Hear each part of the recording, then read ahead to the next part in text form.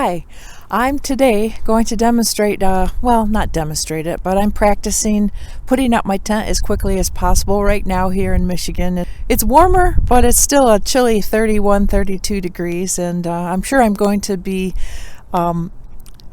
experiencing these kind of same conditions where it's cold. I'll be coming off the trail. I want to get my tent up as soon as possible, and so give me a couple minutes and we'll put this in a fast motion. So a lot of important factors should come into play in your decision making for choosing a tent. There's so many good tents out there, and so I'm sure that you can find something that will work best for you. For me, in this case, I chose the Big Agnes Tiger Wall 2, and the three important determining factors in why I chose this was, first of all, the entry was on each side, and so that gave me a choice to either get into my tent from left to right or even from right to left, as opposed to from the foot of the tent to crawl in. I have very difficult time on my knees for extended periods of time, and so that's one determining factor. I liked that design of the Tiger Wall 2. Another one was the fact that it's a double wall tent, and that in the summertime I can completely zipper myself and be sealed off from all the insects and all creepy crawlies in the summertime and not have to worry about anything slithering or climbing or anything like that coming into my tent. Also, another determining factor for me was I really like the design of the zippers. I like the idea that I didn't have to zip it in a rainbow fashion like some of the designs of the other tents out there, but that I actually could take pressure off the zipper because it contains two zippers, one that's horizontally and one that's almost vertical. And again, I like that idea of it.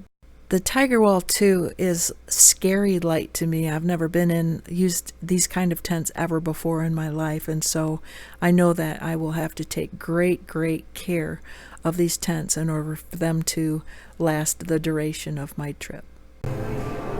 So the next segment I want to show you is part of my sleep system, at least my sleeping bag and my air mattress. I left my foam pad at home, but I will be using an air mattress, a foam pad, and my sleeping bag. This is a 20-degree UGQ quilt or down sleeping bag. Mine is the Bandit by UGQ Outdoors. Let me show you this. So this is a Sea to Summit compression bag, and I really recommend that. It really helps to get your sleeping bag really compressed. Very nice. I like these straps. They help you pull it down. Let me see if I can pull this out real quick.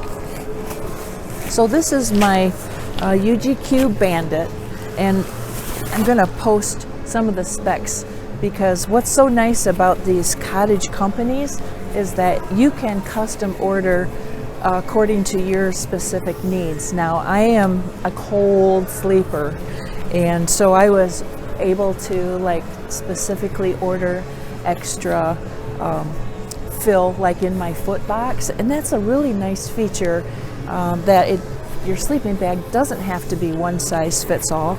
I'm just kind of shaking this out, trying to get the loft to come back. It's been compressed for about a week, which is kind of a no-no.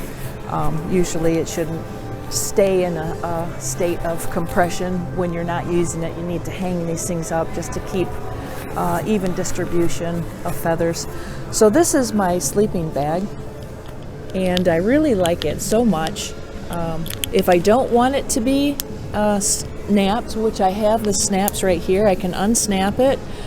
Probably during the warmer months when I don't want as much. I plan on using this my entire hike. This is a 20-degree, and I personally am just a little bit concerned that maybe I should have ordered a 0-degree because of the fact that I am a cold sleeper, but I'm going to try to find other ways to compensate to get some extra warmth.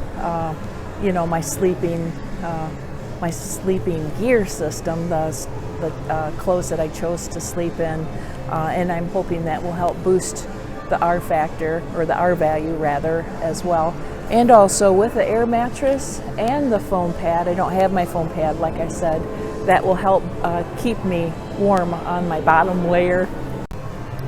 And my air mattress is a static V actually, and this is let me just look real quick. It's 18.1 ounces, and the R value is 1.3.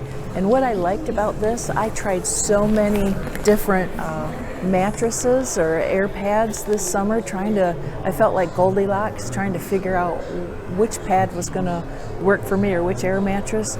And I ended up with this because, let me show you.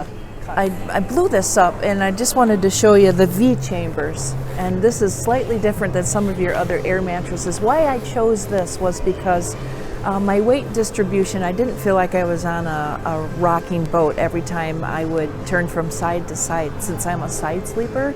And this seemed to just continuously even out my weight distribution as heavy as I am.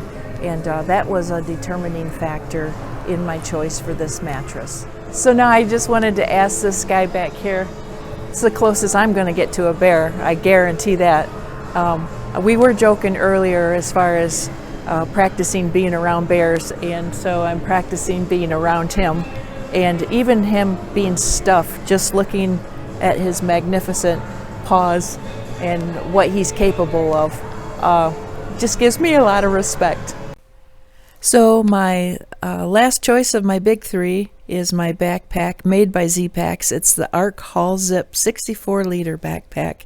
What appealed to me about this backpack was two things. A lot of your ultralight backpacks, you load from the top, and then as you reduce your weight and space, you can wind that down and clip it off.